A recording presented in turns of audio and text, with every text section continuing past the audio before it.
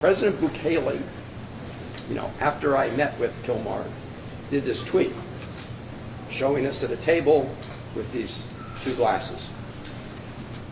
So here's what happened.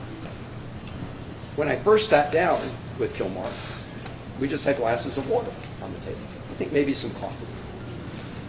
And as we were talking, one of the government people came over and deposited two other glasses on the table with ice, and I don't know if it was salt or sugar around the top, but they look like margaritas. And if you look at the one they put in front of Kilmar, it actually had a little less liquid than the one in front of me, to try to make it look, I assume, like he drank out of it. Let me just be very clear.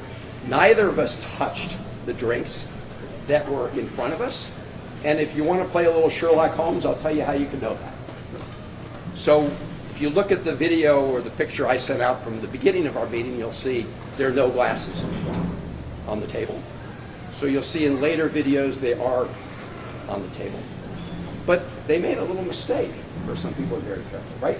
If you sip out of one of those glasses, some of whatever it was, salt or sugar, would disappear. You would see a gap.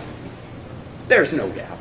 Nobody drank any margaritas or sugar water or whatever it is. But this is a lesson into the lengths that President Bukele will do to deceive people about what's going on.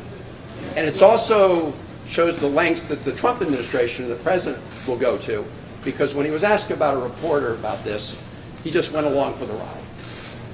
So the White House and the president have been lying about this case from the beginning. They've been trying to change the subject from the beginning.